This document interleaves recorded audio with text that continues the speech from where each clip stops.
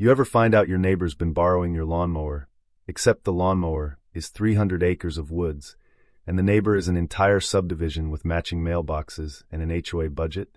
Yeah, that was my week.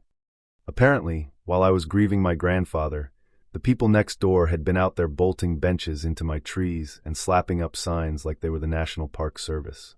When my grandfather, Walter Hayes, died, nobody expected fireworks. He lived in a plain little ranch house outside Millbrook County, peeling white paint, tired porch swing, pickup truck that coughed before it started, the whole picture. Most people figured he'd leave behind the house, maybe a little money, maybe some old tools in the garage. And he did. But buried in the paperwork, underneath the ordinary stuff, was the thing that made all the trouble: 300 acres of wooded land stretching behind a newer subdivision called Silver Run Estates. When I was a kid, Silver Run didn't exist. Back then it was just woods, thick oak and hickory, deer paths threading through the underbrush, a creek that swelled every spring and made the banks smell like wet leaves and dark soil. My granddad used to take me out there on Saturdays with a thermos of coffee and a sandwich wrapped in wax paper. He'd point with his chin and say, "See that ridge? That's ours. See that bend in the creek? Ours too." He never said it like he was bragging.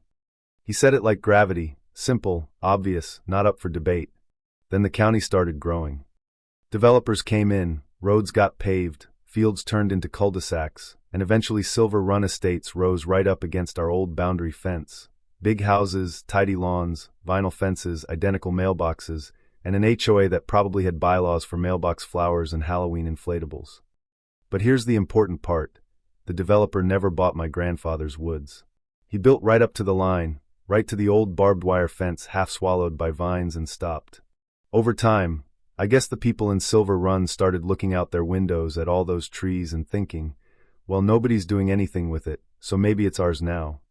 Or maybe they told themselves it was common land or preserved land, or one of those magical suburban fairy tales people invent when there's no fence with fresh paint on it. Whatever the reason, by the time I found out what they'd done, they had fully committed. A week after the funeral, I drove out there alone. I figured I'd walk the property, make sure everything looked the way it should. I parked near the edge of Silver Run, by their polished stone entrance sign with gold lettering and those little decorative flags stuck in the mulch like it was running for office. Then I stepped past the old fence line and into the trees. The first thing I saw was a wooden trail map nailed to a white oak.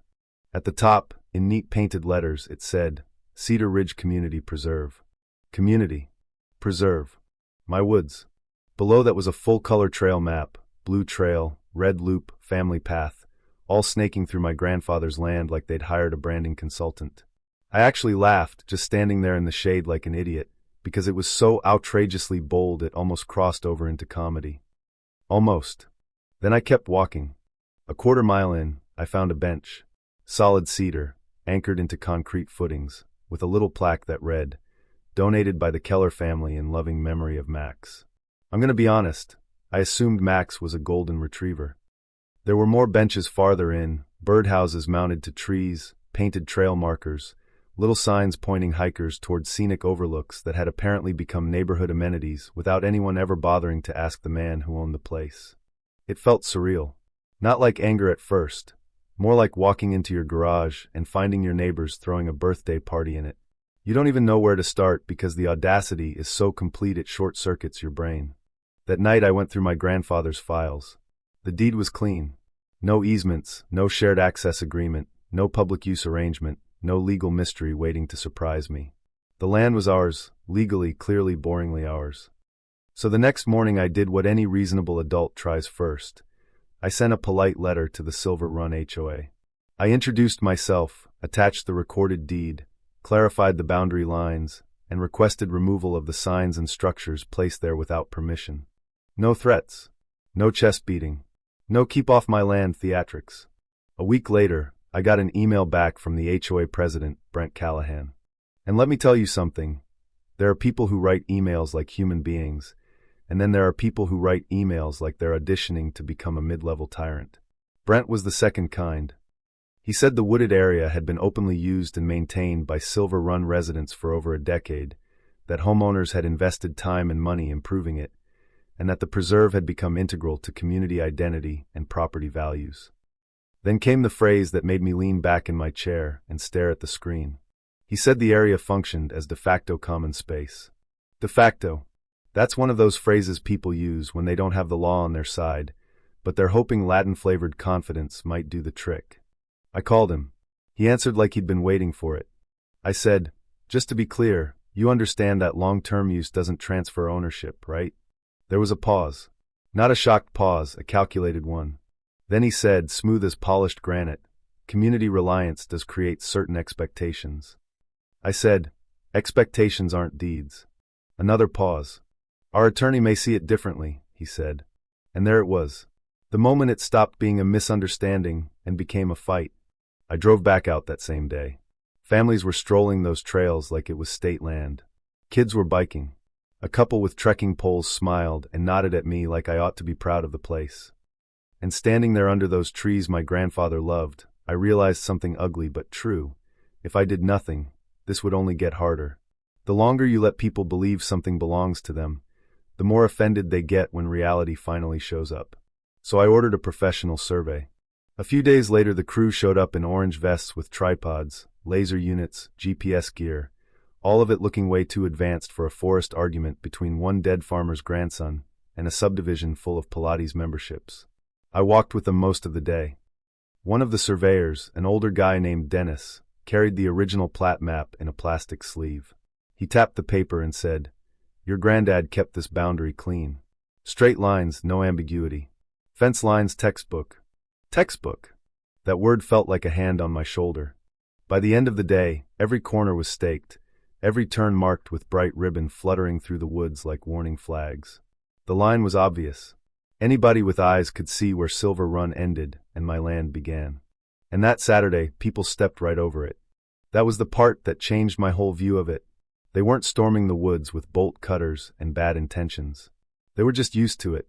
A woman in yoga pants saw the survey ribbon, hesitated for maybe half a second, then stepped over and kept walking. That made it harder emotionally and easier legally. They weren't evil. They were entitled. And entitlement wrapped in routine is a powerful thing. Then Brent sent another letter. This one had more legal seasoning. Prescriptive use, community investment, negative impact on property values. So I called an attorney, Sarah Whitman. She listened, pulled up the statutes, and told me exactly what I needed to hear. "First, breathe," she said. "Second, they're bluffing." She explained adverse possession and prescriptive easements in plain English. They'd need a whole list of things they absolutely did not have. No permission, no exclusivity, no documented acknowledgement, no legal threshold met. In her words, long-term use isn't ownership.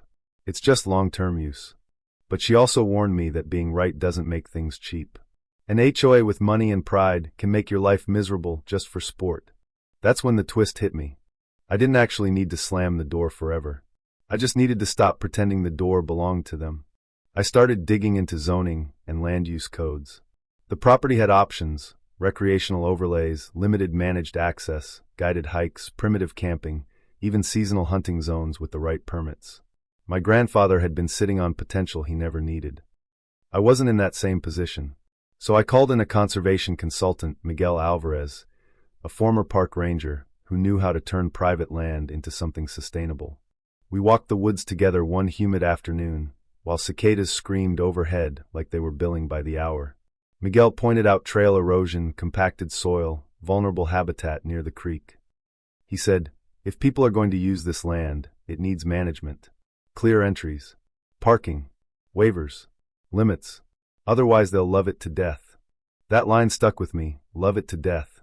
So on the hood of my truck, with sweat running down my back and mosquitoes trying to carry me off, we sketched out a plan. Managed outdoor access, day passes, annual memberships, guided hikes, primitive campsites, school programs, carefully controlled hunting in designated zones to manage deer overpopulation. Nothing flashy, nothing tacky, just structured, legal, sustainable use. And before I filed a single permit, I did the one thing that finally made everybody lose their minds. I installed a gate. A real one, solid steel ranch gate at the main trail entrance, with a sign beside it that read, "Private property. No public access without authorization." You'd have thought I'd shut down oxygen. My phone lit up for 2 straight days. Emails, voicemails, outrage dressed up as neighborhood concern. One message actually said, "How dare you lock us out of our preserve?" Our preserve. That word, "our," was doing a lot of illegal lifting. Then the HOA called an emergency meeting and invited me. I went. The clubhouse smelled like burnt coffee and carpet cleaner.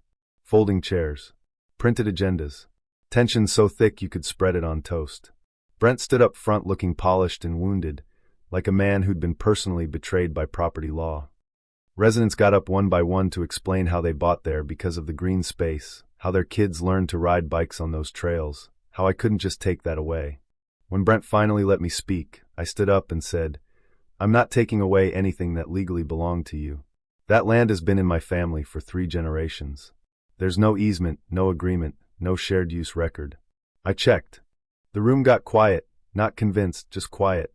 Then Brent dropped words like equitable considerations, and I remember thinking, man, HOAs really will weaponize syllables if you let them. So I said the thing that shifted the whole room. "I am developing a managed recreation program," I told them. "Once permits are finalized, there will be controlled access." "Controlled how?" someone asked.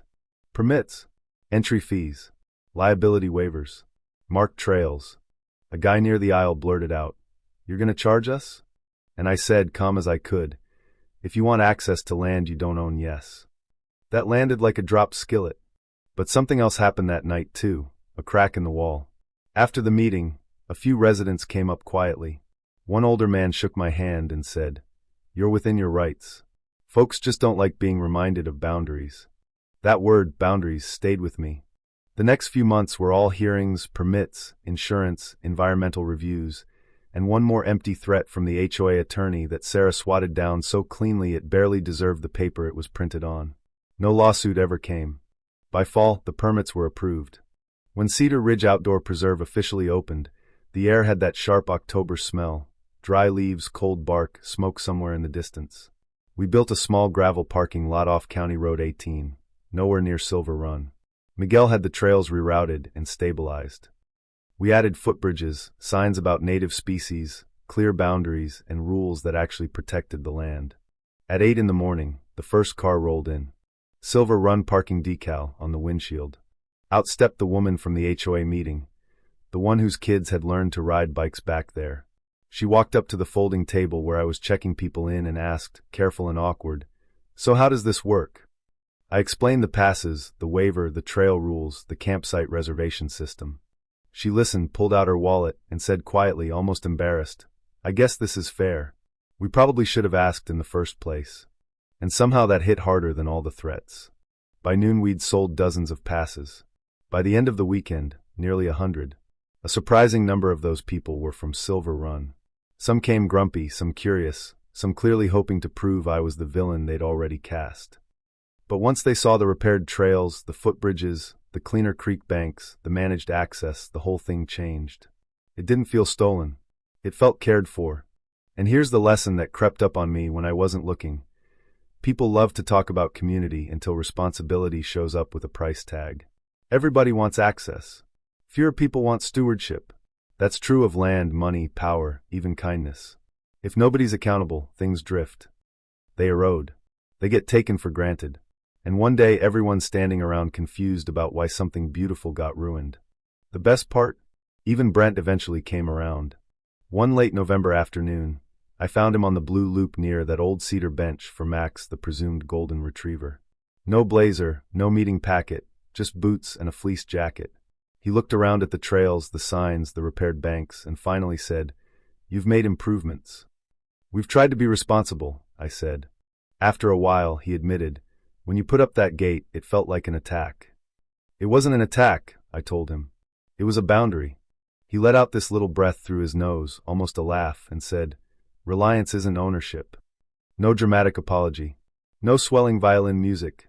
Just a man finally saying the true thing out loud. By the following spring, the HOA actually asked to partner on volunteer trail days and educational events. Brent sat across from me in that same clubhouse and said, plain as day, "It was your land." That part was never ambiguous. We just didn't want to see it. That was the payoff. Not money. Not permits. Not even winning. Recognition. These days Cedar Ridge is healthier than it's been in years. The creek runs clearer. The deer numbers are under control. School groups come through in the spring. Families hike there all the time, including the ones who once treated me like I'd padlocked Eden. Now they check in, follow the rules, and leave the place better than they found it. And yeah, there's something deeply satisfying about standing by that gate at sunset, watching the same neighborhood that once claimed my woods now pay $10 and sign a waiver to enjoy them. Call it justice, call it karma, call it an invoice for audacity. Whatever name you like, it sure feels earned. But I still think about the bigger question. Was the gate the right first move, or should I have negotiated longer before drawing a hard line? At what point does being a good neighbor turn into quietly surrendering what's yours? And when people benefit from something long enough, do they start believing access itself is a right? I'd love to hear where you land on that. Was I protecting the property, or did I turn a shared treasure into a business? And if you've ever dealt with HOA nonsense, boundary disputes, or one of those situations where everybody knows somehow becomes more important than what's actually true, tell me your story. Because sometimes justice doesn't look like revenge. Sometimes it looks like a locked gate, a printed waiver, and the exact same people who ignored your boundary lining up to respect it.